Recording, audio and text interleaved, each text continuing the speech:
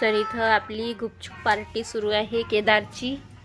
हे बघा केदार खात आहे गुपचूप पाणीपुरी।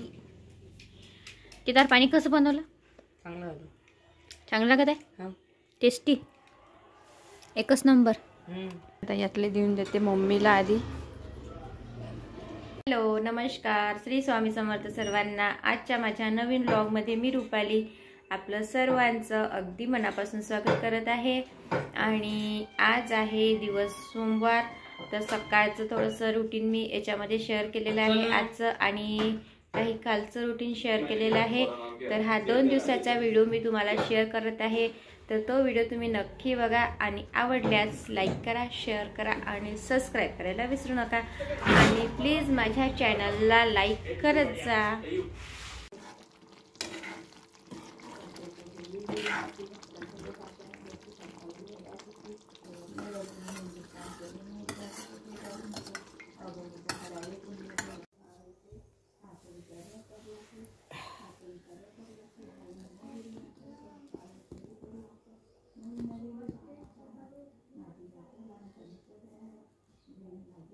इथे मी कृषी आपल्या याच्यामधून कृषी प्रदर्शनीमधून मी हे बटुडे आणले। ते बटुडे पहिल्यांदाच आणले। हा पदार्थ मी केव्हाच खाल्लेला नाही आहे, फर्स्ट टाईमच आणला। आणि हा एक पारंपरिक पदार्थच आहे, तर त्यासाठी मी इथे आता बनवायसाठी घेतलेला आहे। गंजामध्ये पाणी उकळून घेतलं आणि थोडेसे टाकून घेतले आहे इथे बटुडे।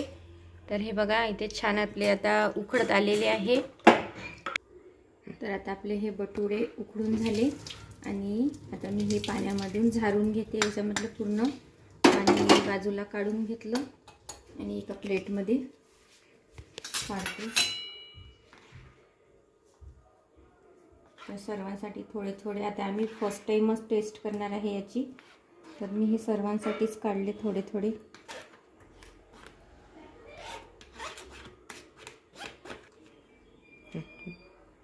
ते आजूबाजूच नको घेऊ।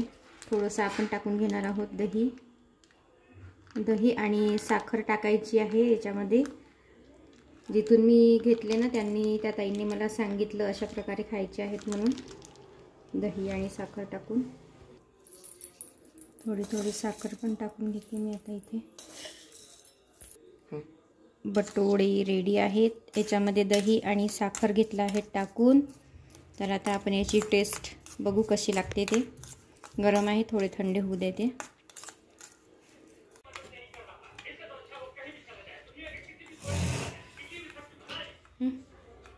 खानदिशा व्हिडिओ घेते ना,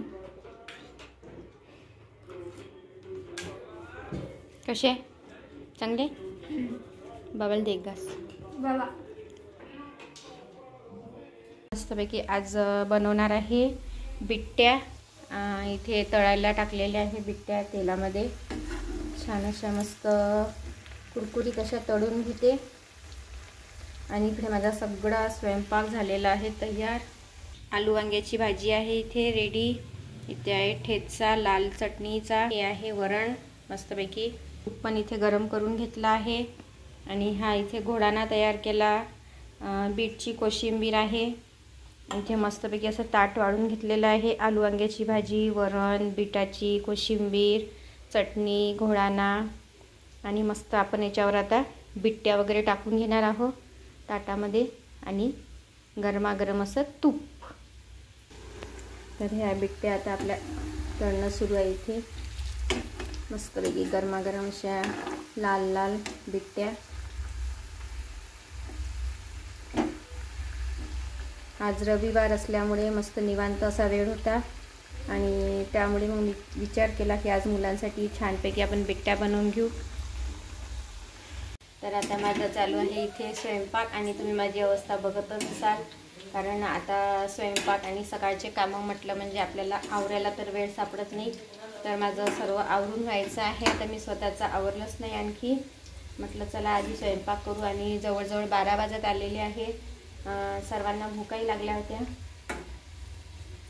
तर मी आता सर्वात आधी सर्वांना जेवण वगैरे करायला देते आणि त्यानंतर मग मी माझं आवरते आणि आवरल्यानंतर मग मी जेवण करणार आणि मग मी ॲक्टिव्हिटीसाठी बाहेर जाणार आहे। आपल्या बिट्ट्या मस्तपैकी तळून झालेल्या आहे. आणि आता हा व्हिडिओ आहे सोमवारचा, अगोदरचा व्हिडिओ होता रविवारचा संध्याकाळचा, आणि आज हा सकाळी सोमवारचा व्हिडिओ मी तुम्हाला शेअर करत आहे. श्री स्वामी समर्थ सर्वांना. आजच्या माझ्या नवीन ब्लॉगमध्ये मी रुपाली आपलं सर्वांचं अगदी मनापासून स्वागत करत आहे.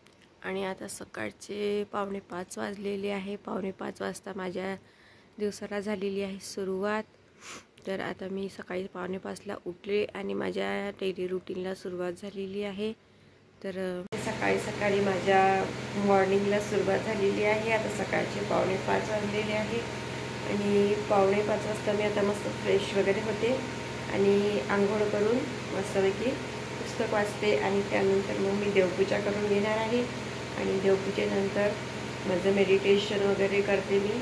आणि मेडिटेशन झाल्यानंतर माझी जे रोजची कामं असतात आपली गृहिणीची, ती मी आता सुरुवात करणार आहे थोड्या वेळाने.